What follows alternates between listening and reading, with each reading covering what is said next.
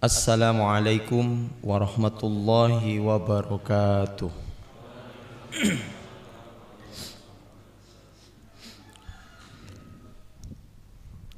Alhamdulillahi rabbil alamin. Wabihi nasta'inu ala umuri dunya waddin. Wa ala alihi wa ashabihi wa man tabi'ahum bi ihsanin ila yaumiddin. Rabbi shrah li sadri wa yassir li amri wahlul 'uqdatam min lisani yafqahu qawli. Subhanaka la ilma lana illa ma 'allamtana innaka antal alimul hakim.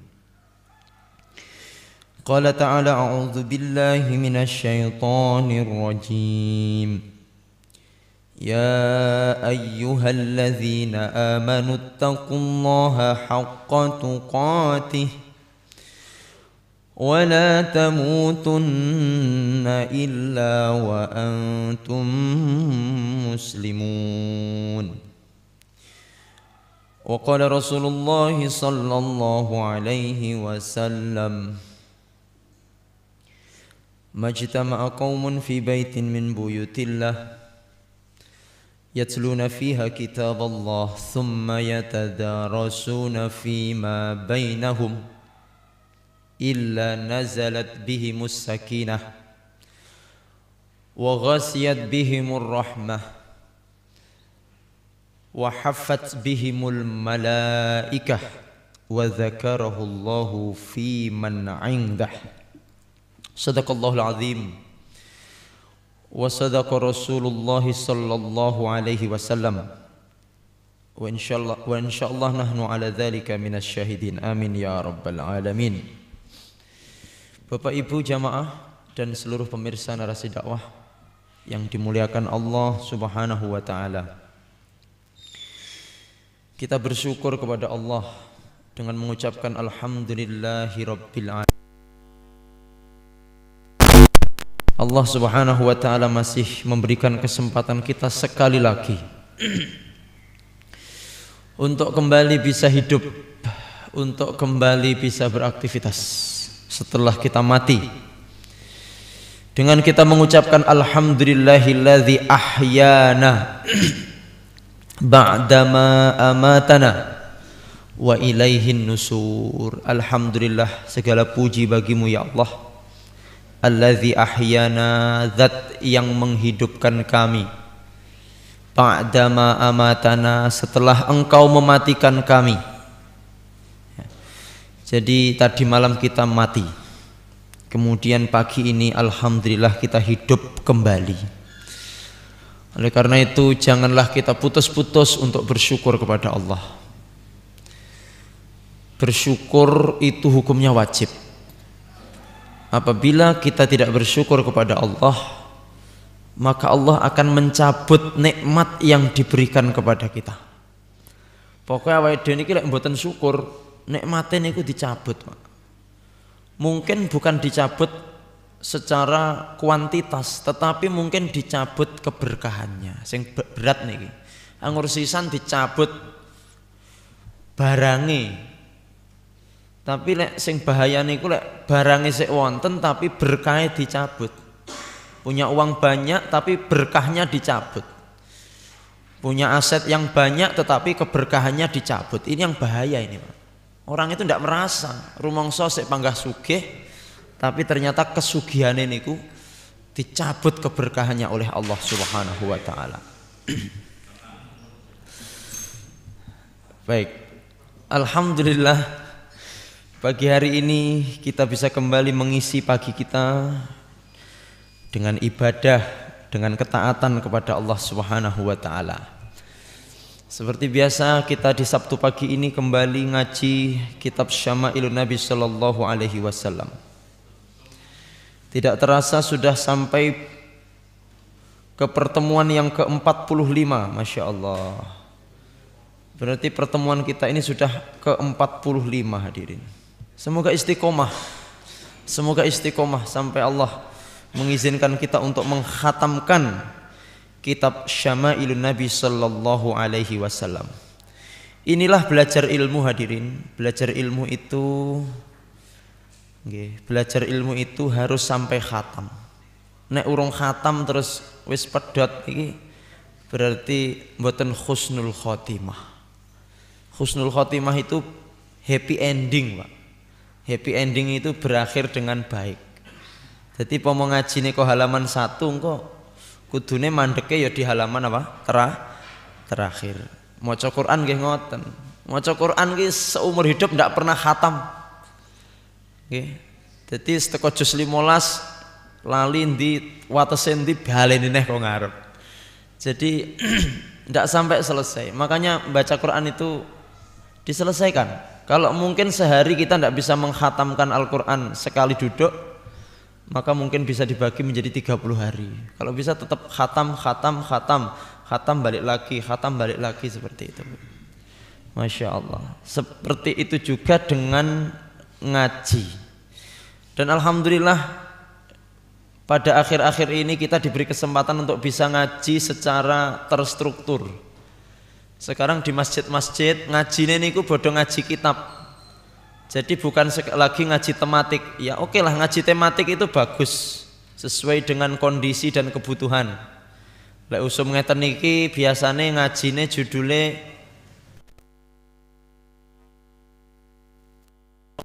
ditangkapi niku. Tangkap menangkap. Kemarin yang ditangkap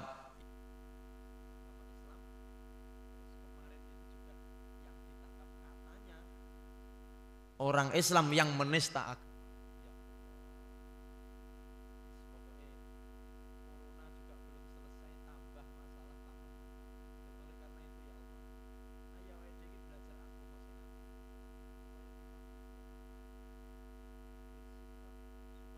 Bisa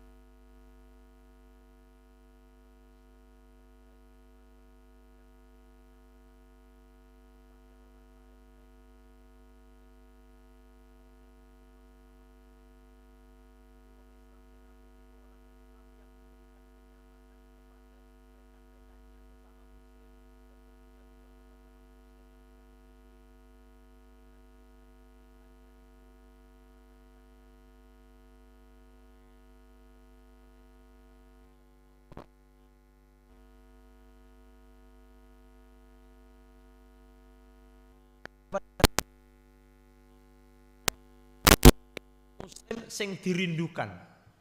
Jadi bukan hanya surga yang dirindukan, tapi muslim yang dirindukan. Artinya apa? Dia memberikan kenyamanan kepada orang-orang di sekitarnya. Dan termasuk ciri husnul khotimah, tanda husnul khotimah adalah apabila orang-orang di sekitarnya itu merasa kehilangan apabila dia tidak ada. Kalau dia meninggal, maka orang-orang di sekitarnya itu akan merasa sedih, kehilangan. Itu berarti tandanya husnul. Jenengan lek niteni tiyang husnul khotimah itu gampil mawon. Kok dengan kepergiannya, kematiannya jenengan merasa sangat kehilangan, berarti itulah ciri husnul khotimah. Sebaliknya kalau ada orang yang kehadirannya tidak diharapkan, kepergiannya sangat dirindukan. Jadi pemuda iki ninggal nu keceplosan ora inalih tapi alhamdulillah. Nah iki berarti ciri tanda suul tetangga. Makanya Rasulullah dulu ketika takziah ada tetangga si jenazah ini yang bersaksi kepada Rasulullah, ya Rasulullah, kami bersaksi bahwa mayat ini adalah orang baik. Dia baik akidahnya, baik ibadahnya, baik kepada tetangga sesuai seperti apa namanya? Sesuai apa yang kami lihat.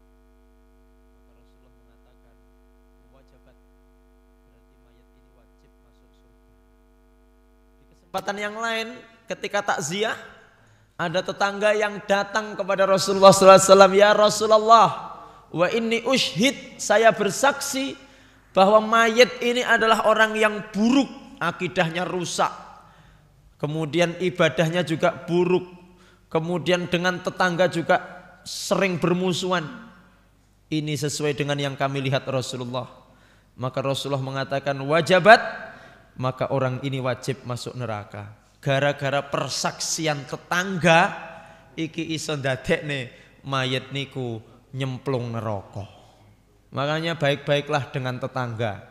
Tidak cukup soleh untuk diri sendiri. Sregep salat, sregep tahajud, sregep ngaji tapi karo tangga ra tau srawung. Sama tetangga ndak pernah bersosial, dengan tetangga ndak pernah berkomunikasi, tidak pernah peduli dengan tetangga yang membutuhkan. Maka ini bukan muslim yang baik. Rasulullah mengatakan Allahu fi aunil abdi, maka al abdu fi auni akhihi. Dan Allah ini akan menolong hamba, tapi syaratnya apa? Syaratnya hamba itu mau menolong saudaranya. Nek awake dhewe iki ra gelem nulung tangga, ra gelem nulung dulur, Allah pun juga ndak mau nolong kita. Makanya hadirin yang dimuliakan Allah Subhanahu wa taala, sering dikatakan bahwa urusan dengan sesama manusia itu lebih ruwet tinimbang urusan dengan Allah. Lek urusane awake dhewe karo Allah niku taubatan nasuha, astagfirullah, ya Allah kula nyuwun ngapura, kula getun niku cekap niku. Tapi kalau urusan menungso ndak cukup dengan astagfirullah ya Allah, kula pokoke mboten bakal satru malih kalih tangga kula. Tidak cukup. Tapi harus apa? Harus minta diikhlaskan, minta itu pun kalau dimaafkan loh Pak. Kadang-kadang lek njaluk ngapura nyanggone wong ki sok-sok ya enek-enek ae. Tak ngapura tapi syaratnya bakso sak mangkok. Ngono sok-sok niku. Nggih. Kalau sama Allah kan ndak mungkin. Ya tak ngapura dosamu tapi syaratnya sate sak piring, kan ndak mungkin. Kalau sama Allah itu, dan Allah itu sangat gembira, sangat senang ketika melihat ada hambanya yang mau bertobat, yang mau kembali kepada Allah Subhanahu wa taala. Oleh karena itu hasil dari ngaji kita nggih Bapak Ibu, hasil dari ngaji kita itu adalah hablum minallahnya baik, hablum minannasnya juga baik. Jangan menjadi orang yang eksklusif. Eksklusif niku pagre ra tau dibuka. Dadi asline sing selamat ki omah sing renek pagre Pak Markawit. Dadi insyaallah sing duwe pager-pager dhuwur-dhuwur niku gane tutup niku alasannya corona Pak Ustaz. Ya, kecuali jenengan lockdown. Isoman itu baru tutup pager. Iku sing arep ngeteri barang-barang itu dicantolne pager. Tapi alangkah kalau di Ponorogo itu ndak ada pager Pak. Mau di pinggir jalan raya itu gak ono pager, los. Di Ponorogo rata-rata begitu di tempat mertua saya itu. Tapi kalau di Trenggalek ini arep neng lekitan gang semut mawon pager gede-gede bengi dikancing Pak. Masya Allah. Termasuk ngene jenengan nggih? Baik. Pun. Monggo. Alhamdulillah haji berjalan. Enak ya Pak, ngaji wis enek jajane engko mulih sangu sego. Masya Allah, alhamdulillah. Insyaallah tabarakallah. Pun jam 5:05 kita mulai ngaji. Bismillahirrahmanirrahim. Kita kemarin selesai di hadis nomor 218.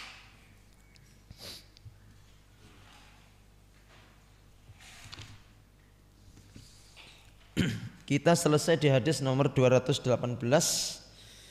tentang 3 pemberian yang tidak boleh ditolak, 3 hadiah yang tidak boleh ditolak. Yang pertama bantal, yang kedua minyak atau minyak wangi, dan yang ketiga susu. Alhamdulillah. Pagi ini kok belum bau minyak wangi ya? Saya ngambu heci loh. Ya Allah, baik. Bismillahirrahmanirrahim. Kita lanjut ke hadis nomor 219. Qala al-muallif rahimahullahu taala rahmatan wasi'atan wa nafa'ana Allahu bihi bi ulumihi fid dharaini. Amin ya rabbal alamin. Berkata Imam At-Tirmidzi di hadis nomor 219. Haddatsana, ini masih menghabiskan parfum. Setelah itu nanti kita akan lanjut ke bab perkataan Rasulullah atau bab kalami Rasulullah sallallahu alaihi wasallam. Kita selesaikan dulu parfumnya. Haddatsana Muhammad bin Ghailan qala haddatsana Abu Dawud Al-Hafari an Sufyan an Jurairi an Abi Nadrah an rajulin an Abi Hurairah qala qala Rasulullah sallallahu alaihi wasallam tibur rijali ma dhahara rihuhu wa khafiya launuhu wa tibun nisa'i ma dhahara launuhu wa khafiya rihuhu. Hadis nomor 219 ini adalah menerangkan tentang parfumnya laki-laki dan parfumnya perempuan. Apa bedanya minyak wanginya bapak-bapak dan minyak wanginya ibu-ibu? Nah, biasanya kan awake dhewe niki wonten griya kan minyak wangine bapak ya nggih gandengan ya, Pak. Nek bab, nanti Pak minyak wangine akhirnya gandengan. Nek ibu tinggi bapak, nek bapak tinggi ibu. Asline kan mboten ngoten aturane, Pak. Mboten ngoten aturane. Aslinya bapak ini harusnya punya minyak wangi sendiri, ibu punya minyak wangi sendiri. Bukan kok minyak wangi siji tinggi join, dibuat join. Seperti apa dawuhipun Rasulullah? Tibur rijali, parfum atau minyak wanginya laki-laki itu adalah ma dhahara rihuhu wa khafiya launuhu. Parfumnya laki-laki itu adalah yang menonjol baunya sing muambu wa khafiya launuhu dan tidak berwarna. Jadi yang ditonjolkan apanya?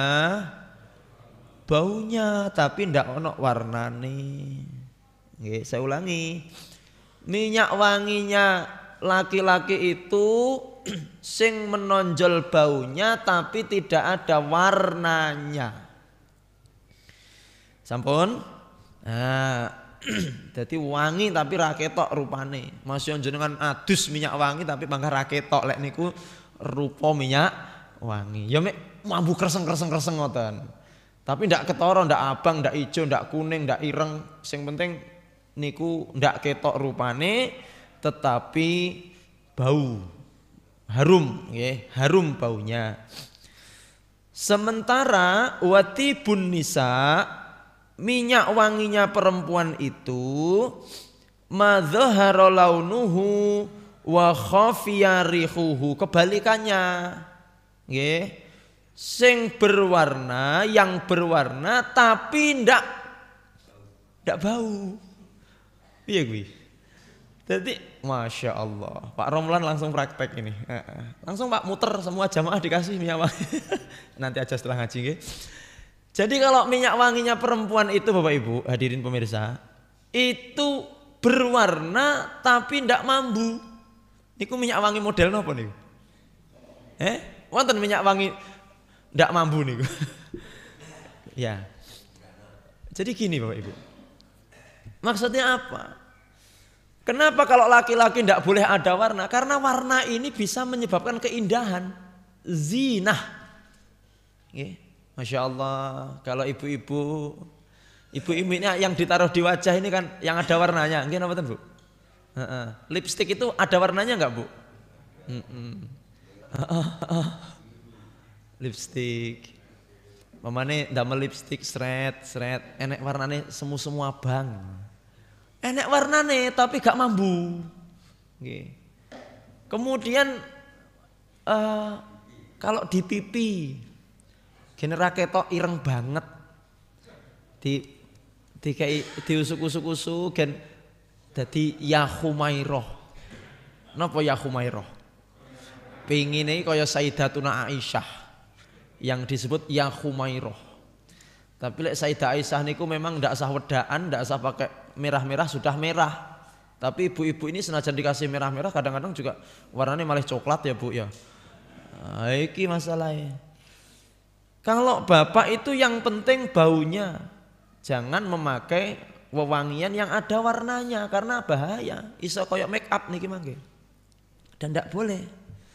Sementara ibu boleh memakai minyak wangi, wangi maksud saya, wangi-wangian, tetapi wanginya itu tidak tercium kecuali dicowodek nih ngoten.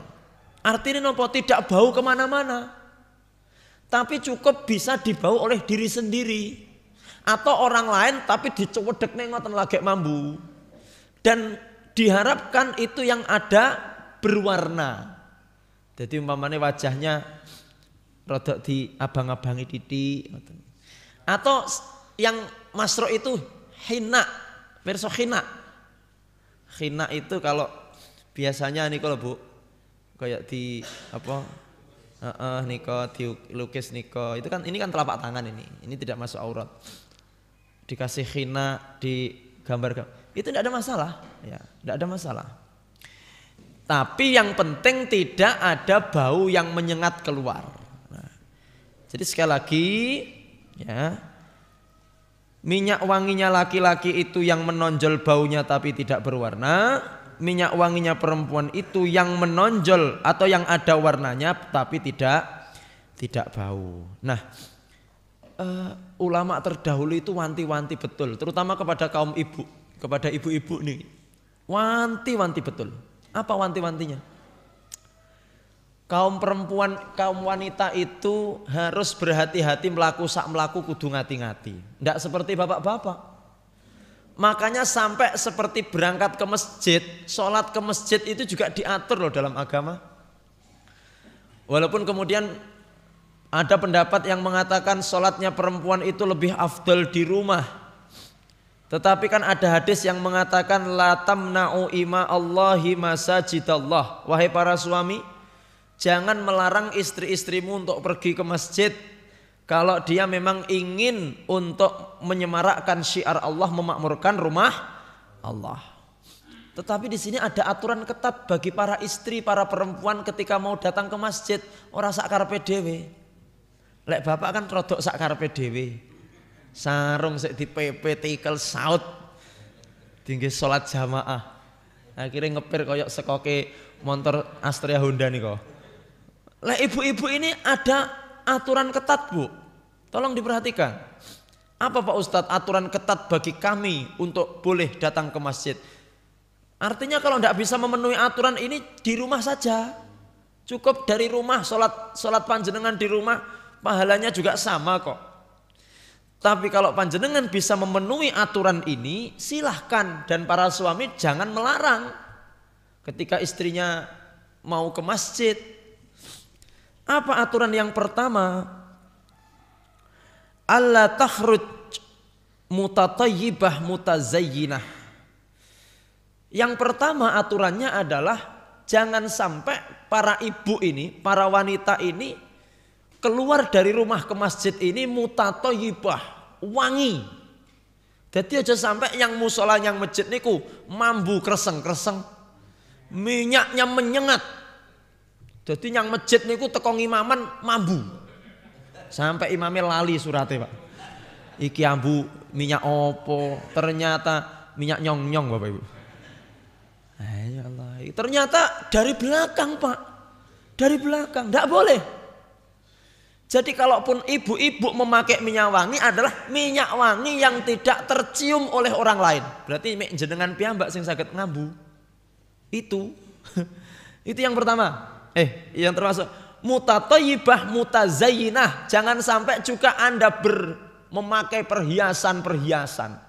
Jadi yang masjid niku tolong gelangnya yang agak besar-besar itu diselehne riyen.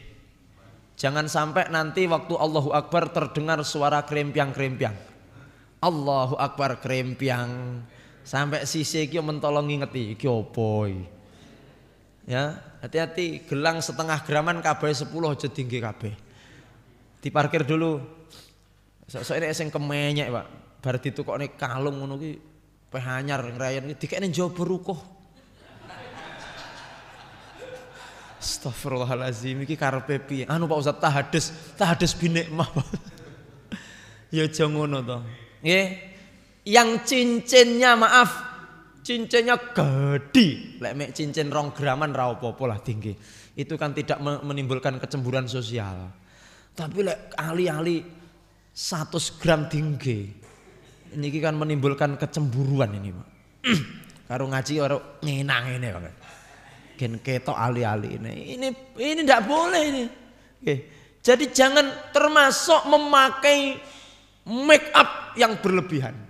Jadi wedakane kandele 5 cm, pipine abang, mripate kayak ireng-ireng, bulu mata sambung 5 cm, Pak.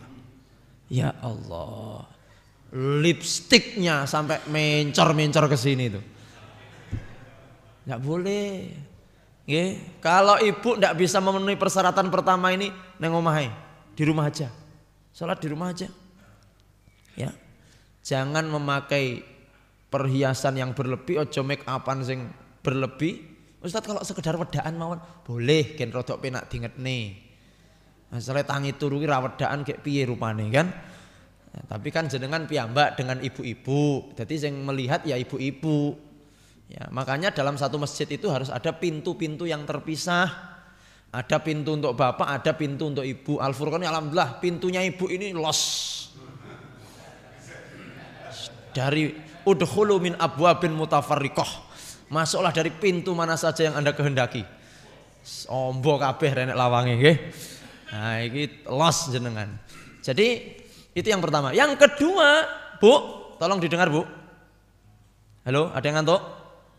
Sing buri soko poncotan. Nah, ini setane wakeh iki nang buri-buri iki. Sing peteng-peteng iki lho setane akeh. Yang kedua, antakhruja ilal masjid bi izni zaujiha. Keluar jenengan ke masjid ini adalah atas izin suami. Lek suami murangi jini kata sebagian ulama ojo yang masjid. Jangan ke masjid. Jadi atas izin suami. Ustadz kalau izinnya dirapel bagaimana Ustadz? Saya izin di hari Senin sampai saya rapel sampai hari Ahad. Ya tidak ada masalah, biar tidak selalu izin. Benarnya masjid izin. Dan suami yang baik adalah suami yang mengajak istrinya ke masjid. Ayo dek yang masjid berdua. Jadi dibonceng suaminya, gandeng tangan dari rumah ke masjid dengan Masya Allah. Masya manten lawas tapi lek teng masjid niku gandengan tangan. Tapi niki wonten sing gandengan tangan ke masjid. Ya Allah. Montoran Pak Ustadz ngetuapel, Masya Allah niku.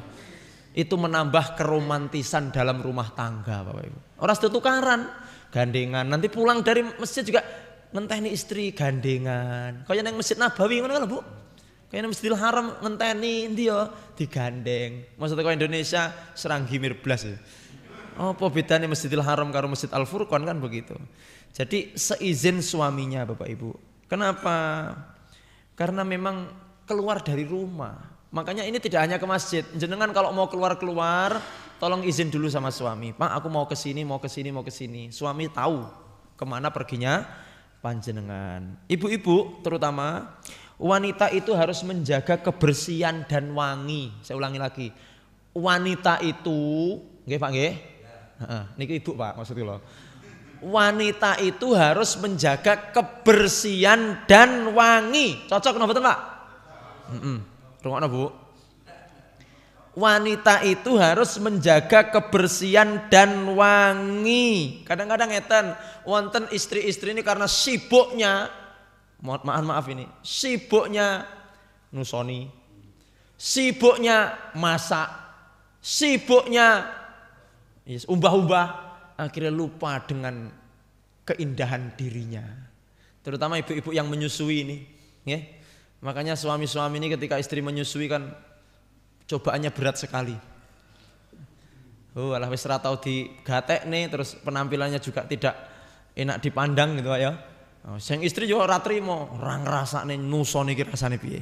Jale njajal nusoni. Iki apa ya iso gitu loh. Makanya Masya Allah, ibu-ibu tolong perhatikan kebersihan diri jenengan. Terutama mohon maaf Pak nggih. Saya kira Bapak setuju banget. Perhatikan kebersihan di daerah-daerah yang sensitif, yang rawan. Ngoten nggih Bu? Betul itu. Ya. Jadi ya mohon maaf ini, mohon maaf. Nggih. Daerah-daerah yang mohon maaf. Ya. Seperti kemaluan, depan belakang itu perhatikan betul kebersihannya. Nggih. Ini betul-betul dianjurkan dalam agama ini. Jadi mohon maaf, para istri, para ibu ini harus betul-betul menjaga kebersihan. Dan kalau bisa wangi terus kalau di rumah itu, wangi terus. Ketika bertemu dengan suami wangi. Ketika di rumah wangi. Supaya suami betah di rumah. Mohon maaf ini. Jadi kadang-kadang kurang memperhatikan kebersihan badan. Makanya dalam agama itu ada 5 fitrah Pak, Bu. Al-fitratu khamsun, 5 kesucian yang harus dijaga oleh setiap muslim. 1, qassus sarib, memendekkan kumis. Ini Bapak. Memendekkan apa? Kumis. Artinya ojo ditokne celepreng-celepreng, dawa-dawa ngono kae. Opone sampai di kelabang, nggih. Jadi betul-betul diperhatikan kerapian kumis. Yang kedua, taklimul adhafir. Mohon maaf, sering mengecek kuku, ojo sampai ditokne dawa. Itu kesucian itu. Ibu-ibu jangan sampai mengingu apa jenenge ngono kae. Memanjangkan, memelihara kuku kok sampai dawa-dawa. Anu Pak Ustadz, niki nggih nguwek-nguwek upil Pak Ustadz. Ora sah. Itu bahaya ya. Ibu terutama, bapak juga. Yang ketiga, lutful ibad, menjaga atau mencabuti bulu ketiak. Coba nanti sampai rumah diperiksa bulu ketiaknya. Sing dawa-dawa ki ndang dibubuti. Sunahnya tapi yang mecati Pak rasane. Nah, lek ra kuat ya dicukur mawon nggih. Itu termasuk kebersihan. Kemudian yang keempat, mohon maaf ini, yang keempat adalah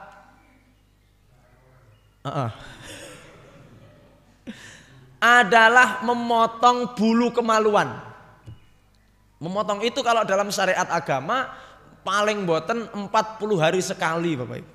40 hari sekali membersihkan di area kemaluan itu. 40 hari sekali. Ada yang 2 tahun gak tahu diresiki ini kok. Coba bayangkan seperti apa itu. Ya rasa dibayang nih, mohon maaf, tidak usah dibayangkan. Astagfirullahaladzim. Wis pokoke enek sing ibu-ibu, bapak-bapak juga ini. Ngono ki bapak-bapak, Bu, resik ono to? Ibu ki namu ya ora tau resiki kok. Jadi memang harus memperhatikan itu kebersihan itu Pak. Karena itu isinya bakteri tok niku harus sering dibersihkan ya. Yang kelima al-khitan, sunat atau khitan itu untuk bapak, ibu-ibu tidak perlu ya, walaupun ada yang menganjurkan untuk demikian. Nah, ibu-ibu mungkin protes, Ustadz kok dari tadi saya terus, lah bapak-bapak piye? Nah, dalam sebuah athar Ibnu Abbas mengatakan, uhibbu an atazayyan lin nisa'i. Saya ini suka berhias untuk istri-istri saya, sebagaimana aku suka dia berdandan untuk saya. Jadi sama-sama. Kalau jenengan pengen istrinya cantik, jenengan juga harus ganteng. Gantengnya itu dalam artian enggak usah operasi plastik Pak, enggak. Tapi gantengnya itu ya wangi, tampil bersih. Jenengan ingin istri itu cantik, istri itu menarik, jenengan juga harus menarik. Karena istri juga manusia Pak. Kadang-kadang istri ini wonten sing memendam penderitaan yang luar biasa. Kenapa Pak Ustadz? Karena suami saya itu pengen saya cantik, tapi dia sendiri jarang mandi Pak Ustadz. Ambune ra umum Pak Ustadz.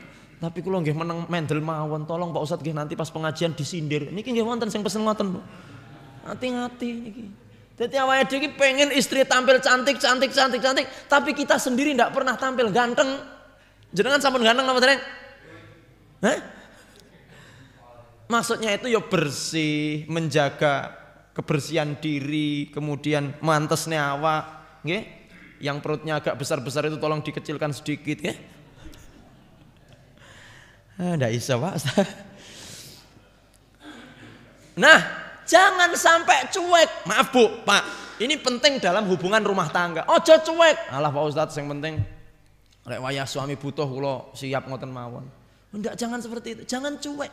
Perhatikan betul kebersihan diri kita. Gara-gara gak resik, kadang-kadang nyon sewu Bu, gairah suami itu bisa langsung ngedrop Bu. Jadi kos tempat, mohon maaf ini pengajian 18 tahun ke atas yang sudah menikah ini. Dari kantor itu semangat pengen ndang pulang Pak. Masalahnya yang kantor enek rondo ayu. Pokoknya kudu ndang pulang, ketemu istri. Masalahnya bar ngingeti rondo ayu niku wau. Pengen ndang pulang sampai direwangi bolos. Teko ngomah jebret cetuk wong wedok dasteran bolong ambune ra enak. Wes langsung ngedrop ilang Pak, balik nang yang kantor.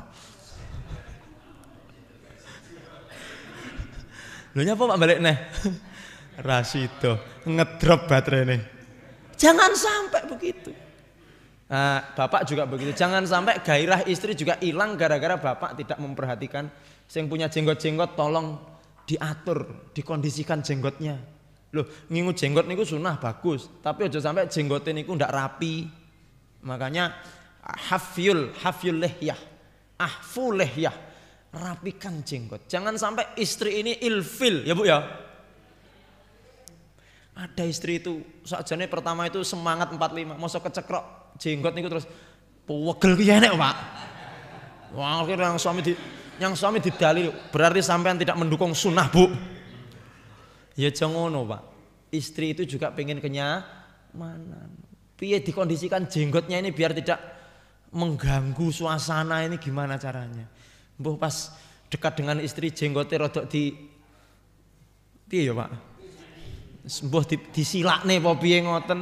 Karena ada model-model istri yang tidak suka dengan bukan kok berarti istri tidak mengikuti sunnah, enggak. Tapi memang mungkin tidak nyaman, Pak. Mbah piye caranya apa dicekel terus ngene. Jadi pas deket istri cewekel terus ngene. Nyapa lho Pak, lara untu to Pak? Enggak, nyekel jenggot lho. Engko nyekrok sampean pegel muring-muring. Tapi ada juga istri-istri itu yang, Mas, tolonglah jenggotnya dipanjangkan. Aku kangen dengan sentuhan jenggotmu. Ngono ya enek. Nah, ini kan macam-macam itu. Nah, jangan sampai cuek, ojo sampai suami hilang gairah gara-gara ndak bersih, gara-gara ndak wangi. Naudzubillah. Ini bukan termasuk istri yang soleha. Istri soleha itu sedap dipandang mata, nyenengne suami. Suami soleh juga begitu, sedap dipandang mata, nyenengne istri. Kadang-kadang suami ini kalau diingatkan itu terus Pak, tersinggung. Istri ki yang ngono. Niki sing berat Pak nggih. Dek, mbok yo sing resik to. Ya wis aku enekku ngene, golek liyane lekno. Ngono Pak. Golek tenan muring-muring. Bu, kalau suami itu mengkritik, memberi masukan, ojo langsung emosi. Wis to enekku yo ngene iki lho. Ngono kadang-kadang ngoten Pak nggih. Terus enekku yo ngene iki wis tuwek. Wis golek kono sing anyar. Jangan gitu loh Bu. Kalau suami bilang, "Dek, mbok yo sing rada ayu to." Niku maksudnya suami itu ingin jenengan tampil lebih rapi, lebih bersih. Lek kon ayune wis ra iso wis 20 tahun. Artinya pengen jangan langsung emosi. Aku enekku yo ngene lek arep yo lek emoh yo wis ngono kan to, Pak. Sakjane kita ini niatnya baik malah ngono kuwi. Ngono ki suami kuwi langsung kepikiran, Bu. Lek kepikiran ngono kuwi, akhirnya detak jantungnya kenceng sementara pembuluh darahnya banyak, kolesterol asam uratnya, akhirnya lama-lama tensi tinggi, stroke Bu. Gara-gara disentak istri niku wau. Nggih napa, Pak? Masya Allah. Coba kalau Dek mbok ya tak, iya Mas pengine sing piye Mas? Nah, ngono kan penak to, Pak. Mas lek pengen aku ayu ya tukokno wedak sing 2,5 juta kae Mas ya. Wes akhirnya ya setelah rasa ayu aja ngono. Baik, Pun. Sudah nggih? Ini penting dalam rumah tangga. Bukan hanya sekedar maaf. Ini masalah-masalah sing ngoten niku sok-sok sering dilupakan loh. Bagaimana istri nyenengne suami, suami nyenengne istri. Ini penting sekali di dalam hubungan rumah tangga. Banyak perceraian terjadi gara-gara masalah niku. Banyak. Oleh karena itu alhamdulillah Bapak Ibu, kita semuanya sampai saat ini masih diberikan keluarga yang sakinah mawaddah warahmah. Yang penting kita saling pengertian, bisa satu visi satu misi bersama-sama dalam ketaatan kepada Allah Subhanahu wa taala. Amin ya rabbal alamin. Kita lanjutkan hadis nomor 220. Haddatsana Ali bin Khujrin qala anba'ana Ismail bin Ibrahim anil Jurairi wa an Abi Nadrah an Tufawi an Abi Hurairah an Nabi sallallahu alaihi wasallam mislahu bimaknahu, sama. Jadi nomor 220 sama dengan nomor 219. Nomor 221 haddatsana Muhammad bin Khalifah wa Amr bin Ali qala haddatsana Yazid bin Zurai qala haddatsana Hajjaj Shawab an Hanan an Abi Usman an-Nahdi qala Rasulullah sallallahu alaihi wasallam idza utiya ahadukumur raihan fala yaruddahu fa innahu kharaja minal jannah. Hadis nomor 221 itu mengatakan Rasulullah SAW bersabda, idza utiya ahadukum ar-raihan, apabila kalian diberi oleh seseorang atau diberikan raihan. Napa raihan? Raihan niku tumbuh-tumbuhan yang berbau wangi. Niku lek zaman biyen dereng wonten parfum kados kagungan jenengan niku, Pak. Dulu itu parfum itu langsung diambil dari pohon. Pokoknya ada tumbuhan yang baunya wangi niku namanya raihan. Napa contohnya? Melati, kemangi. Kemangi niku wangi napa, Pak? Lek menurut kula mboten, Pak. Tapi kula ki yo gumun. Kok yo wangi kemangi to, Pak. Padahal mboten wangi niku. Lek menurut kula lho, Pak. Kula niki lek pokoke lek lalapan kok enek kemangi niku, kula guak niki kemangi niki. Mboten seneng kula kemangi niku. Tapi jenenge kemangi, wangi nggih. Nek wonten ada orang yang memberikan raihan niku wangi-wangian, maka jangan ditolak, nggih. Niki ngoten, mumpun ditolak. Didungne mawon astane untuk diberikan minyak wangi. Kenapa tidak boleh menolak? Fa innahu kharaja minal jannah, karena sesungguhnya itu seakan-akan wangi-wangian itu keluar dari surga. Maksudnya bukan kok kalau ada orang berikan minyak wangi sangka surga mboten. Tapi wangi-wangian itu adalah mencerminkan sesuatu yang muncul dari surga. Ngoten maksudipun. Kalau jenengan bandingkan wangine donya karo surga beda, Pak. Mungkin minyak wangi yang jenengan pakai itu jarak 1 meter 2 meter tercium, 5 meter serat tercium. Tapi kalau jenengan mangke masuk surga, insya Allah nggih. Niki calon ahli surga sedaya toh. Mangke di surga itu, Pak, wanginya itu tercium jarak 500 tahun perjalanan. Jadi jenengan mlaku 500 tahun niku wis iso mambu ambune swarga, Pak. Aroma swarga itu sudah tercium 500 tahun perjalanan. Pirang kilometer nih. Luar biasa sekali. Masya Allah. Baik, jadi kalau ada yang memberikan wangi-wangian jangan ditolak. Tetapi kemudian Imam Nawawi mengatakan, qala An-Nawawi rahimahullahu taala, wa fi hadzal hadis karahatun raddur raihan. Hadis ini menerangkan makruh menolak pemberian minyak wangi. Jenengan dikasih minyak wangi, makruh untuk menolak, Pak. Jadi kalau dikasih minyak wangi terima saja. Maksudnya bukan sak botol-botol diuseri minyak wangi jenengan terima saja. Lima uridu alaihi illa li udrin, kata Imam Nawawi, kecuali karena uzur jenengan boleh menolak, tapi karena uzur. Contoh jenengan alergi minyak wangi. Namanya minyak wanginya rasa Pak? Rasa duren. Jadi wonten minyak wangi sing mambu duren. Jenengan ngerti masalah ngambu bajunya pakai duren. Terus jenengan mohon maaf nggih, kula alergi. Tapi menolaknya dengan cara yang ojo sampai bentak-bentak. Ora ngerti apa? Aku ki alergi duren. Ngono sik kok minyak wangi. Niki malah nanti gelut akhirnya nggih. Jadi menolak dengan cara yang halus. Jadi kalau memang jenengan alergi atau tidak suka dengan bau-bau tertentu, boleh menolak tapi dengan cara yang halus. Wallahu a'lam. Kemudian hadis nomor 222, hadatsana Umar bin Ismail bin Mujalid bin Sa'id Al-Hamdani qala hadatsana Abi an Bayan an Qais bin Abi Hazim an Jarir bin Abdullah qala uritu baina yaday Umar bin Al-Khattab fa alqa Jariru ridaahu wa masa fi izarihi faqala lahu khudh ridaaka faqala Umar al-qaum ra'aitu rajulan ahsan illa ma balaghana min surat Yusuf. Hadis ini sebenarnya tidak ada sangkut pautnya dengan minyak wangi, tapi kemudian dicantumkan di sini, kata Imam At-Tirmidzi takaluf, iki melebu, kelebon. Jadi buku ini kelebon hadis yang tidak ada sangkut pautnya dengan minyak wangi. Tapi saya terangkan secara singkat bahwa memang di dalam hadis ini diterangkan ada seorang laki-laki yang guanteng, sahabat guanteng banget, Mak. Namanya Jarir bin Abdullah ini guanteng. Sampai-sampai saking gantengnya, kata Umar bin Khattab, mara'aitu rajulan ahsan illa ma balaghana min surat Yusuf. Tidak ada laki-laki yang lebih ganteng, ya. Saya tidak melihat laki-laki sengganteng kamu kecuali Nabi Yusuf. Jadi saking gantengnya Jarir bin Abdullah ini sampai dikatakan sampean ki ganteng dhewe kecuali Nabi, artinya Nabi Yusuf ya. Sampean ki ganteng ya illa fi illa ma balaghana min surat Yusuf ya. Artinya apa? Artinya sampean ki ganteng dhewe ning kene ya.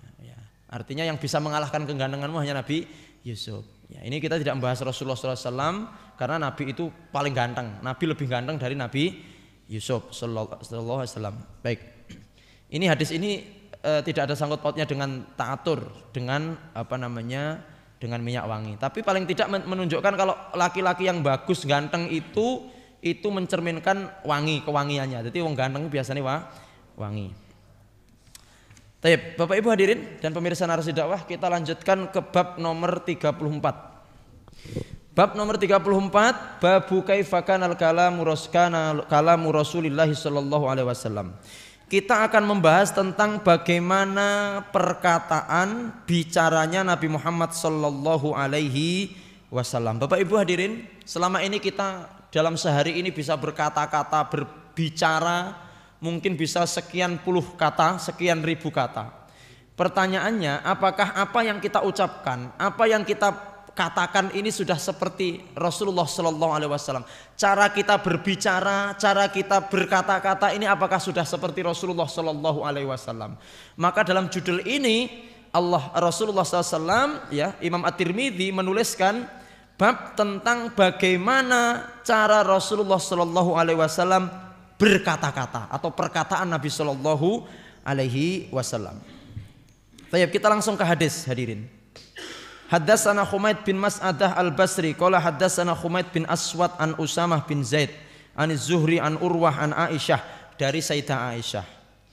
Apa kata Sayyidah Aisyah? Maka Rasulullah sallallahu alaihi wasallam yasrudus kasardikum hada atau sardakum hada, walakinahu kana yatakallam bikalamin bayyin faslin yahfadhuhu man jalasa ilaihi. Bapak Ibu, yang pertama ini menjelaskan bagaimana Rasulullah itu kalau berkata-kata. Bagaimana kata Sayyidah Aisyah? Rasulullah SAW itu kalau berkata-kata ya makana Rasulullah yasrudu. Yasrudu niku artinya nyerocos. Nabi Muhammad itu kalau berkata-kata ndak pernah nyerocos. Apa nyerocos niku? Hah? Nyerocos niku ndak enek. Kasardikum hada, seperti nyerocosnya Anda. Ya, biasanya yang sering nyerocos bapak napa ibu? Ibu.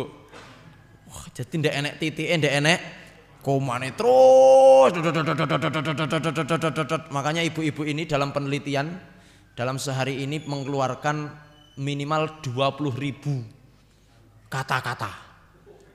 20.000 Pak, lek sampai kurang 20.000 sariawan. Bapak-bapak itu standarnya 6.000. 6.000 niku berarti ya standar lah. Lek sampai 20.000 berarti napa? Lambe napa? Baik. Jadi Rasulullah itu kalau berbicara itu makana Rasulullah SAW yasrudu, tidak pernah nyerocos. Rasulullah itu kalau berbicara tidak pernah nyerocos, seperti nyerocosnya kita. Terus bagaimana Rasulullah kalau berbicara? Walakinnahu kana yatakallam bikalamin bayyin. Tapi Rasulullah itu kalau berbicara, bicaranya adalah bayyinun, jelas. Ngomongnya jelas, Pak. Bayyin faslin. Faslin niku terputus-putus. Contoh, bapak-bapak, ibu-ibu yang dimuliakan Allah Subhanahu wa ta'ala. Niku jelas terputus putus. Bapak ibu-ibu yang dimuliakan Allah Subhanahu wa ta'ala, mari kita bersama-sama memanjatkan kesuruhan. Itu namanya nyerocos. Makanya Rasulullah pun ketika baca Al-Fatihah itu mengatakan qot'un. Maca Fatihah kuwi sing apik putus-putus. Alhamdulillahi Rabbil Alamin. Ambekan Ar-Rahmanir Rahim. Ambekan sampai walat tolin. Ambekan le iso aja sampai Alhamdulillahi Rabbil Alamin Ar-Rahmanir Rahim Maliki Yaumiddin Iyyaka na'budu wa iyyaka nasta'in Ihdinas siratal mustaqim siratal ladzina an'amta 'alaihim ghairil maghdubi 'alaihim waladdallin. Nah, ngono iki biasanya amin ya. Amin. Ngoten menyesuaikan waladdolinnya. Rasulullah SAW kalau membaca Fatihah diputus-putus sebagaimana ketika beliau berbicara sallallahu alaihi wasallam. Tek tek tek. Kenapa? supaya yahfadzuhu man jalasa ilaihi, supaya yang mendengar niku gampang lek ngapalne. Ngapunten ngeten iki kula berusaha putus-putus. Nggih hafal napa mboten sing kula aturaken ngeten. Beda Pak Ustadz, jenengan sanes Rasul nggih. Karena yang disampaikan Rasul itu hadis, Pak. Ketika Rasulullah bersabda itu putus-putus, tek tek tek, supaya apa? Supaya yang mendengar gampang menghafalnya. Nah, ini adalah aturan bagi para guru, pedoman sing guru-guru niku. Kalau saya dan Anda pengen anak-anak kita cepat hafal, maka sampaikan dengan bahasa yang jelas, mboten rocos, terputus-putus. Ya, jadi jangan ngoten muridnya bingung niku mangke. Apa usum daring ngeten niki Bapak Ibu. Nah, itu yang pertama. Sudah dipahami ya? Bagaimana Rasulullah berbicara? Tidak rocos. Yang kedua jelas. Yang ketiga putus-putus. Tujuannya apa? Supaya mudah dihafalkan dan difahami. Baik, lanjut 223. Haddatsana Muhammad bin Yahya qala haddatsana Abu Qutaibah Salamu bin Qutaibah an Abdullah bin Al-Musanna an Sumamah an Anas bin Malik, dari Anas bin Malik. Qala karena Rasulullah SAW adalah Rasulullah sallallahu alaihi wasallam yu'idul kalimata salasan lituqala bi anhu. Rasulullah SAW itu kalau berbicara biasanya mengulang 3 kali. Mengulang. Nah, jadi Rasulullah itu kalau menyampaikan sesuatu biasanya mengulang 3 kali. Bapak Ibu, kata pensarah hadis ini dikatakan alasannya 2. Yang pertama karena kenapa Rasulullah sering mengulang-ulang perkataan beliau? Karena beliau menyampaikan hadis. Jadi mohon maaf, menyampaikan hadis jangan sampai salah. Saya menyampaikan hadis, makanya saya ulang-ulang supaya sahabat ini bisa hafal. Itu yang pertama. Yang kedua, karena memang kualitas sahabat ini beda-beda, Pak. Wonten sing ngapalane kuat, wonten sing setengah kuat, wonten sing gampang lali. Nggih, wonten sing lemot. Nggih kados persis kados jenengan ngeten ya. Niki wonten sing ngapalane kuat nggih, Pak. Wonten sing setengah kuat nggih, Pak. Enek sing lagi tak ucapne bareng ngono lali. Niku wonten niku. Sahabat pun begitu, Pak. Tetapi sak lali-laline sahabat itu mereka mautsukun siqah. Karena meskipun sering lupa tapi mereka akan terus berusaha untuk mengingat-ingat. Niku sahabat. Makanya kalau dari sahabat, rawinya sahabat itu siqah, bisa diterima. Rasulullah sering mengulang sampai 3 kali, Pak. Diulang 3 kali. Ini metode pembelajaran juga. Supaya lebih mancep, supaya bisa difahami, supaya bisa dihafalkan. Para guru ini supaya sering mengulang. Makanya di pelajaran terjemah kita itu, saya sering sampaikan kepada jamaah yang belajar terjemah Quran itu. Terjemah itu jangan dihafal. Tapi terjemah itu cukup diulang. Kalau jenengan ngapal no terjemah Al-Baqarah teko Anas, rontok rambut. Makanya pokoknya diwanti-wanti jangan pernah mengucapkan dihafal. Bayangkan Pak, Quran 30 juz loh. Ada jamaah, Ustadz kula dereng ngapal nih gitu. Jangan dihafal. Ulang. Jenengan sering mengulang, membaca berulang-ulang. Insya Allah bisa. Maca Quran niku langsung maknane niku langsung mlaku dhewe kaya niku Pak. Jadi setiap kali maca niku ning bathok niki mlaku dhewe. Artine Quran niku. Jangan dihafal tapi diulang karena kita bukan orang Arab, Pak. Makanya kemudian dengan banyak mengulang itu insya Allah akan kita cepat bisa menerjemahkan Al-Quran itu. Nah, hadirin yang dimuliakan Allah, Rasulullah SAW sering sekali mengulang perkataan beliau 3 kali. Tetapi ini juga sesuai dengan kebutuhan. Artinya apa? Kalau memang yang diajak bicara sudah paham, beliau tidak perlu mengulang. Tapi kalau kelihatannya masih rodok pelongo-pelongo, diulang 3 kali. Masya Allah, baik. Kita lanjut ke hadis nomor 225. Hadisnya panjang dan ini adalah menunjukkan kesempurnaan Rasulullah SAW. Agak fokus. Hadis 225. Haddatsana Sufyan bin Waqi' qala haddatsana Jumai' bin Umar ibni Abdurrahman al-Ijli qala haddatsana rajulun min Bani Tamim min waladi Abi Halah zauji Khadijah yukna Aba Ubay Abdillah an ibnin li Abi Halah Anil Hasan bin Ali qala sa'altu khali Dari Hasan bin Ali bertanya kepada sepupunya, Khol, kepada bibinya, namanya Hindun bin Abi Halah. Jadi Hasan bin Ali ini bertanya kepada buleknya. Khol itu artinya apa Bapak Ibu? Bulek. Kalau amah juga bulek. Bedanya apa? Kalau khol itu bulek tapi dari ibu. Jadi ibu punya adik, ibu punya mbak namanya khol. Tapi kalau dari bapak punya adik, bapak punya mbak namanya amah. Ya. Bapak punya mbak, bapak punya adik perempuan namanya amah. Hasan bertanya kepada buleknya yang bernama Hindun. Hindun ini anaknya Abu Halah, ini mantan suaminya Siti Khadijah. Sa'altu khali Hindab bin Abi Halah. Saya bertanya kepada Hindun, bulekku. Wa kana wasofan, dan Hindun ini adalah ahli mensifati, Pak. Jadi Hindun ini pinter mensifati orang. Lek sakniki ahli karikatur lah, ahli lukis. Jadi ngerti tek ngono langsung iso gambar. Niku berarti pinter. Atau pinter mensifati orang. Mone lagi cetok pisan iki langsung iso. Aku ngerti wong kae. Piye? Wong kae emosinan. Aku ngerti wong nyapa? Wong kae ngantukan lek ngaji. Aku ngerti kae. Aku ngerti kae wong. Nyapa? Mripate mlirik kae. Kena dia. Aku ngerti kae. Wonge sabar. Itu Pak. Jadi Hindun ini memang ahli dalam mensifati orang. Termasuk Hasan ini datang kepada Hindun untuk bertanya kepada Hindun, Hasan bin Ali. Apa kata Hasan bin Ali? Sif limantiko Rasulillah. Tolong bulek Hindun, sifati bagaimana cara bicaranya Nabi Muhammad SAW. Karena Hasan bin Ali ini kepanggih Nabi di masa kecil beliau, Pak.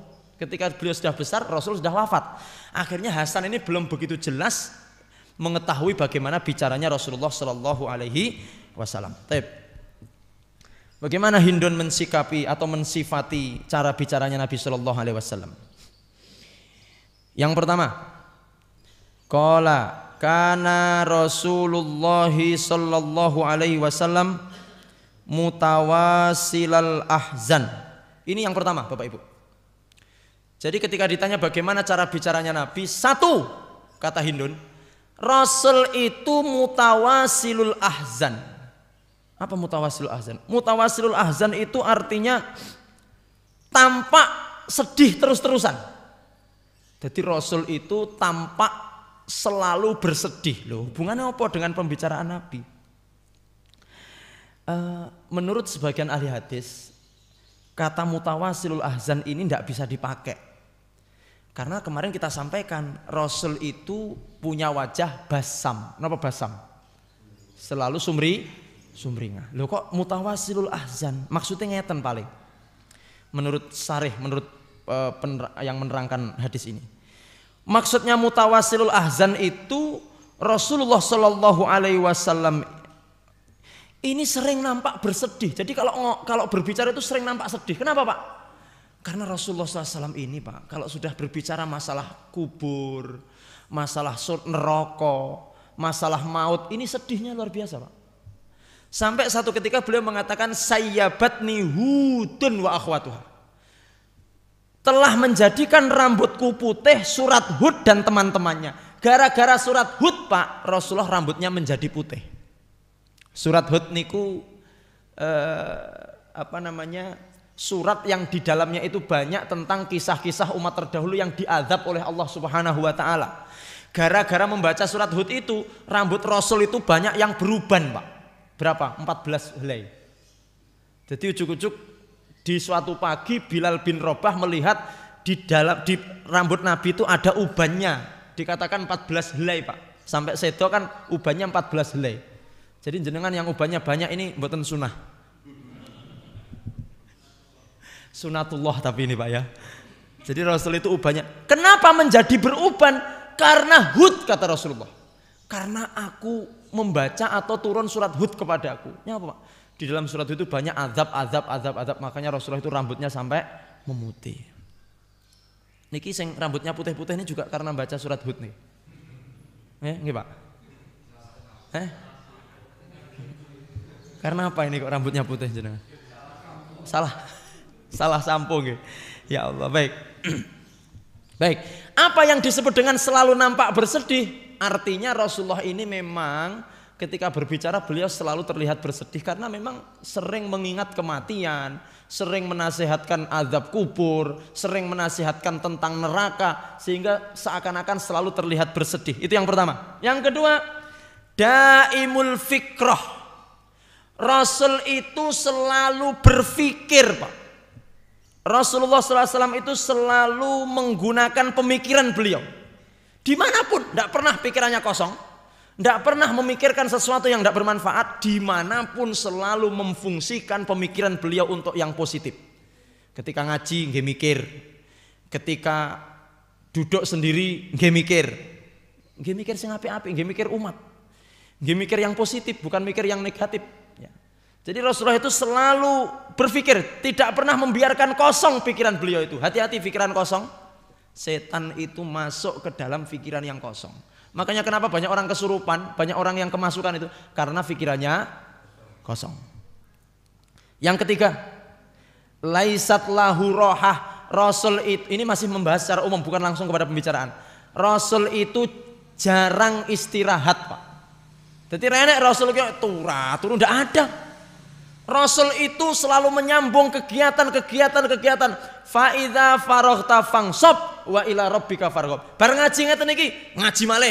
Setelah ngaji nih nyambut gawe, nanti lambut sambung, nanti malam ngaji lagi dan sebagainya. Ini adalah laisat lahu roha. Terus, Pak. Jadi tidak ada kegiatan mek tengok-tengok. Karo santai-santai, ngopi-ngopi nggih. Bismillahirrahmanirrahim. Hati-hati. Alasannya nopo? Alasannya PPKM Pak Ustadz. Bukan alasan itu. Semua rakyat yang bubuti suket nang ngarepan pokoknya obah. Jangan sampai mek duduk nonton TV, ngelamun. Itu bukan sunnah Rasul. Sunnah Rasul itu obah terus. Gunakan kesempatan longgarmu untuk aktivitas. Bingung ngarepnya apa? Buka Quran. Bingung ngarepnya apa? Buka buku, ngaji, belajar, membaca. Itu sunnah Rasul. Bukan ngelamun, bukan nonton gosip, nonton sine. Pak Ustadz, untuk mengisi waktu luang, gimana kalau nonton sinetron Pak Ustadz? Rasulullah SAW laisat lahu roh. Istirahatnya ya ketika istirahat tidur. Tapi ketika sedang ketika di waktu-waktu yang produktif, beliau akan terus bergerak. Dan ternyata Bapak Ibu, orang yang selalu dinamis bergerak itu biasanya awet urip. Tapi kalau orang itu banyak tidurnya, ndang mati. Klimprak. Kaya gumbalah moh ya Pak. Ndang dut niku Pak. Betul itu. Coba yang pensiun. Halo, para pensiunan wonten iki. Jenengan lek mek tidur ya Pak. Pun to karek nunggu. Tunggulah saat. Tapi pensiun. Walaupun kemudian les pensiun ki ojo sampai tetep kekeselan. Maksud saya ngeten Pak, wis pensiun barang ngingu sapi 5 pisan. Ngingu sapi 5. Akhirnya pensiun ki wayahe niki sing pensiun loh. Sing bagi yang tidak punya pensiunan kok lain lagi anunya nasihatnya. Sing pensiun iki kan ibaratnya jenenge karek bensasi cair, engko 13 cair, engko enek apa neh. Tunjangan kematian ya enek ya Pak. Heeh. Ngono ki lek jenengan mboten katek nilai ibadah, rugi jenengan. Pensiunan ngingu sapi 20. Nggarap sawah 5 hektar. Akhirnya rupane niku luweh elek timbang sapine, Pak. Betul itu. Nah, Ustadz terus bagaimana kami yang ndak punya pensiunan Pak Ustadz, wong kula nggih pegawai swasta. Nah, sing pegawai swasta tetap bekerja tapi ingat disesuaikan dengan kemampuan diri. Mampune awake dhewe niki kerja teko jam 09.00 ya aja meksa teko jam 11. Niku mangke malah ndak baik para 60 tahun ke atas, nggih. Nggih, pokoke lek wis swidak munggah niku kudu dilongi nyambut gaene. Niku kan wis 60 ke atas wis duwe anak, sudah punya anak, sudah bisa mandiri. Jadi untuk apa lagi nyekolahane anak? Biasanya sudah selesai nyekolahane anak sudah 60 tahun kok putus. Sudah agak ringan aja. Nggih, Pak Ruri nggih. Soalnya swidak 60 belas Jam 7 teko jam 8 wae. Engko jam 8 mulai ya. Lagi oleh wong siji Pak Ustaz. Jadi gitu Pak. Artinya apa? Mengisi waktu kosong, ojo banyak kosong. Kalau saya pensiunan bagaimana Pak Ustadz? Isi waktu kita dengan Masya Allah ngaji tau Ustadz. Saya itu ke masjid terus ngaji. Ngoten pensiunan itu. Yang kau endang-endang yang sawah nggih. Ngingu pitik monggo. Yang penting tidak menyibukkan itu melalaikan Anda dari mengingat Allah. Sing bahaya kelas pensiun kok saya panggah kami donyan pensiun 5 waktune rong tret nang masjid. Hati-hati. Rungokno para pensiunan. Iki wonten sing pensiunan. Pokoknya les pensiun kok 5 wektu nang masjid, ngati-ngati. Kula mboten ngeden-deni tapi tenanan niki. Akhirnya sing rung pensiun, berarti lek dereng pensiun yang masjid mek maghrib karo ngisa tok mboten apa-apa. Kuwi yo ngati-ngati ya kuwi. Maksudnya rati awali kat kok saurunge pensiun yo susah juga loh Pak ngoten niku. Alhamdulillah Pak, banyak orang-orang yang pas pensiun ini dapat hidayah dari Allah. Biyen lho saurunge pensiun iki gene nyuluh kodok. Gene nyuluh kodok ngladak karo kirek ngoten niku. Mosok pensiun niku ya Allah, dapat hidayah kebuka belak. Malah dadi wong apik oleh 2 minggu meninggal. Husnul khotimah. Lagi apik 2 minggu niku lho Pak. Orang-orang semua, wah kula bersaksi Pak Ustadz, niki lho Pak Ustadz, 2 minggu saurunge sedo niki. Madan terus Pak Ustadz. Saurunge sedo 2 minggu niki Pak Ustadz, Masya Allah, tonggo-tonggo sing melarat-melarat niku disantuni Pak Ustadz. Biyen mlecing ora umum. 2 minggu arep mati niki lho Pak Ustadz. Santuni anak yatim. Yang istri barang sayang, biyen galak tukang ngeplaki istri. 2 minggu niki Pak Ustadz. Bojone dilus-elus mawon Pak Ustadz. Bareng ono sedo kena corona Pak Ustadz. Husnul khotimah Pak. Wis to, delok anak kita lihat aja akhir hayat kita seperti apa nanti Pak. Ya Allah. Ya Allah biha, ya Allah biha. Bi husnil. On. Ayo Pak, diisi. Pokoknya kita isi kegiatan kita untuk yang positif-positif. Masya Allah, tabarakallah. Kita lanjut. Kemudian tekong timang. Tawilus sakti. Nah ini terus Pak urut Pak ini Pak. Kalau kita ingin tahu Rasulullah, ini dalilnya. Apa tadi yang pertama? Sering menampakkan kesedihan karena memang setiap mengingat neraka, setiap mengingat umatnya sedih Pak Rasulullah. Yang kedua selalu berpikir yang positif. Yang ketiga tidak pernah berhenti, terus terus Pak. Rasul itu ya seorang suami, Rasul juga seorang ayah, Rasul juga seorang nabi, seorang rasul, seorang imam sholat, seorang dai, panglima perang, politikus, guru, pedagang, presiden, nomale. Makanya renek ceritanya Rasul kyo tak eleh-eleh, tidak ada. Ayo diisi kegiatan kita. Karena apa? Karena nanti di hari kiamat waktu longgar kita akan ditanya oleh Allah. Ayo, waktumu longgar, sing nom-nom gitu terutama. Sampai sik enom kok mek turu. Maka kata Imam Al-Ghazali, medeni Pak. Imam Al-Ghazali itu mengatakan an-naumu sibhul mamat. Tidur itu seperti mati.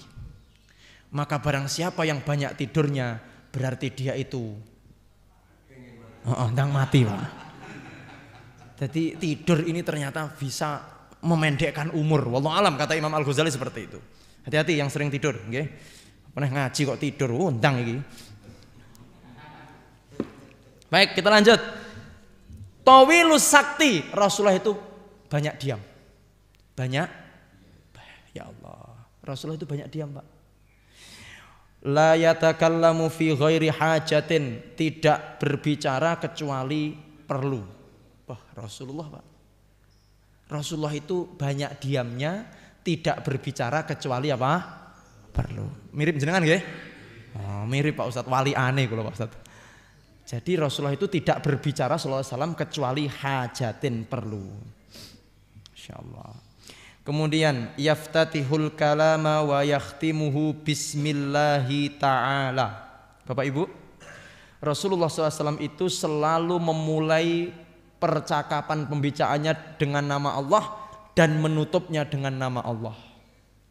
Sebelum berbicara membaca apa? Setelah menutup bicaranya membaca alhamdulillah. Sampun apa dereng? Bapak ketika mau ngobrol sama ibu, bismillahirrahmanirrahim, ngobrol. Bal ngobrol, alhamdulillah, rasido tukaran, alhamdulillah. Ayo Pak, ngene iki remeh, tapi ayo dilakoni.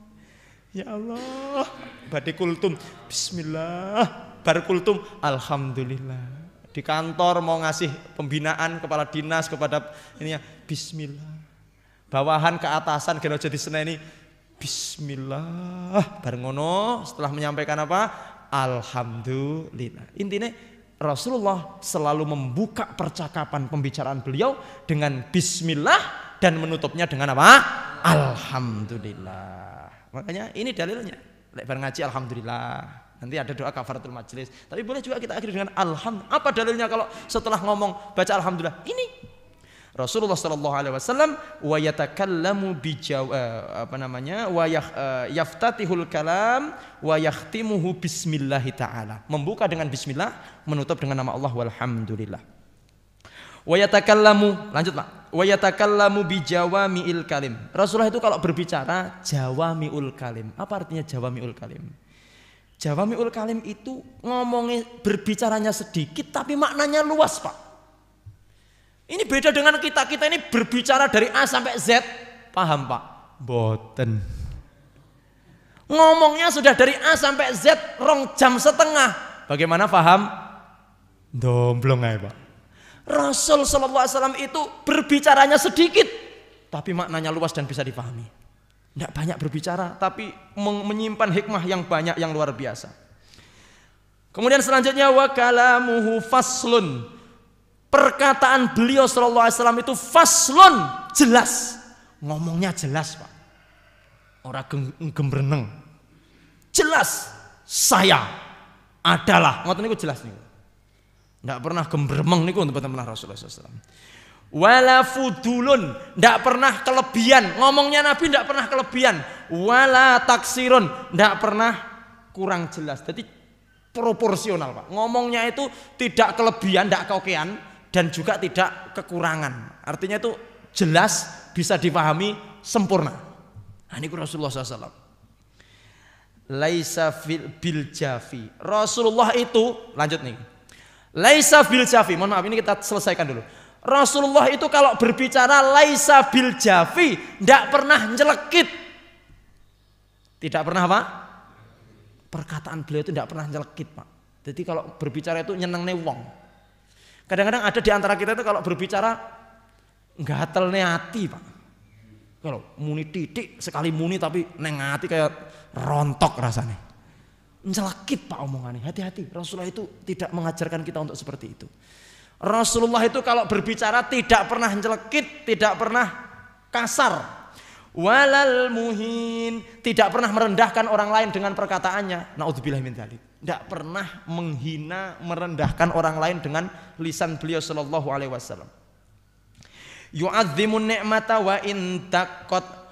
Rasulullah SAW selalu mengagungkan nikmat meskipun itu hanya kecil. Ya Allah, dapat insentif oke 1.000. Alhamdulillah. Jadi meskipun dapat sedikit selalu mengagungkan Allah Pak. Oleh titik alhamdulillah. Ya Allah, ngaji loh Pak, oleh heci siji loh. Ya Allah, marmerom. Alhamdulillah, disebut-sebut terus. Ngaji ning Al-Furqan ini oleh heci loh. Piro? Siji. Tapi selalu disebut marmer karu-karuan Pak. Plus kopi, plus neh opong. Pokoknya Masya Allah Pak. Meskipun nikmat kecil tapi selalu disyukuri Pak Rasulullah itu SAW itu. La yadzumu, lanjut. La yadzumu minha syai'an, tidak pernah mencela sesuatu yang lain. Ghaira annahu lam yakun yadzumu dzawaqan. Ini penting ini. Rasul tidak pernah mencela rasa. Makanan sing enek rasane tidak pernah dicela oleh Rasul. Bapak, sing gene mencela makanan kan bapak-bapak ini. Maksudnya sing masak ibu-ibu. Rasul tidak pernah mencela makanan yang ada rasanya. Contoh, ini makanan kurang asin, ya wes menengai. Mendel mawon ndak usah komentar. Asin Bu, asin. Sampeyan pengen rabi nih asin nih. Sampai begitu ndak boleh. Jadi Rasulullah tidak pernah mencela rasa makanan yang ada rasanya. Ndak pernah wala tamdahuhu, wala yamdahuhu. Tapi juga ndak gampang memuji. Nah ini Rasulullah itu ndak gampang mencela, ndak mencela tapi juga ndak gampang didik muji. Hati-hati Pak. Jangan kalau ketemu orang yang gampang ngelem, niki hati-hati Pak. Ada udang di balik rempeyek. Atau biasanya ini orang munafik Pak. Ngarepe dhewe muji-muji ternyata di belakang. Rasulullah itu kalau apa ada sesuatu yang ndak gampang muji Pak. Tapi ya biasa-biasa aja. Ya memang betul-betul pantas dipuji, tapi kalau ndak ya sudah biasa-biasa saja. Jadi Rasulullah tidak gampang takjub, tidak gampang memuji. Wala tughdibu dunya. Rasul tidak marah, tidak pernah marah gara-gara urusan donya. Niki. Rasul itu ora tau marah, tidak pernah marah gara-gara urusan. Lek awake dhewe kan muring-muring terus gara-gara donya, Pak. Nggih, Pak. Ya Allah, galengan diserobot wong, muring-muring, nggih, Pak, nggih. Montore diserempet wong blendes. Mobilnya diserempet, muring-muring, ya. Disalib uang ning dalan, kalimat thayyibah keluar semua. Ya Allah. Rasulullah tidak pernah marah untuk urusan donya. Apa sih? Pamane duwe galengan diserok wis pek-peken. Kok uangnya ada uang kok dicopet pek-peken aku ora pegel. Rasulullah itu tidak pernah dibikin marah karena urusan dunia. Sekali lagi. Kemudian wala makana laha fa idza tu'ti al-haq lam, tapi lek urusan kebenaran, urusan hak, Rasul itu gampang marah. Ndak terima lek sampai kebenaran itu diusik. Lek urusan donya aku ndak tek gimir, aku ora bakal marah. Silahkan ambil. Tapi kalau urusan hak kebenaran, jangan coba-coba. Kalau syariat kamu langgar, kebenaran kamu langgar, aku akan pertama kali yang akan marah, kata Rasulullah SAW. Ngoten Pak, urusan donya biasa, tapi urusan akhirat, urusan kebenaran berdiri paling depan Pak. Lah awake kan kualik, donya dirusui pegel, akhirat dirusui nyantai ae. Ada nabi kita dilecehkan, diremehkan, yes bene. Seperti itu kita ini ya Allah. Terus kita lanjut. Wala yaghdabu li nafsi, tidak pernah marah karena urusan dirinya sendiri. Kalau urusan diri sendiri tidak pernah marah. Wala yang tasiru, tidak pernah memenangkan dirinya sendiri. Idza asyara bikafihi kula. Kalau nunjuk, mohon maaf agak molor sedikit. Kalau nunjuk, karena hadisnya belum selesai. Kalau nunjuk Rasul itu dengan seluruh jarinya. Saya ulangi, Rasulullah itu kalau nunjuk sesuatu dengan seluruh jarinya. Ngeten Pak. Gini. Mamanya itu loh, itu. Tidak begini, ya, tapi begini, monggo. Yang itu. Dengan menggunakan kelima-lima jari ini beliau kalau menunjuk. Sallallahu alaihi wasallam. Wa idza ta'ajjaba qallabaha. Kalau Rasulullah sedang heran, gumun dengan sesuatu, beliau langsung membuka. Dibalik. Masya Allah. Jadi begini Pak Rasulullah itu kalau gumun sesuatu itu Pak, ininya dibalik Pak. Masya Allah. Jadi sambil begini, Masya Allah. Sambil begini Pak. Ini kalau Rasulullah SAW. Rasulullah kalau nunjukkan begini. Tapi ketika Rasulullah takjub dengan sesuatu, beliau akan begini. Jenengan kalau melihat ada sesuatu yang takjub, kalau pengen seperti Rasulullah, begini Pak. Ya Allah. Kenapa itu? Ya enggak tahu Rasulullah begitu kok. Pokoknya tangannya dibalik. Masya Allah. Kemudian, wa idza tahaddasa ittasala, kalau berbicara nyambung. Ya enggak pernah nyambung. Wa daraba bi rahatil yumna wa batni ibni yusra. Dan Rasulullah SAW itu ya ketika beliau itu ta'ajab ya, ketika beliau sedang gumun berbicara dan sebagainya, itu menepuk jempol kiri dengan tangan kanan.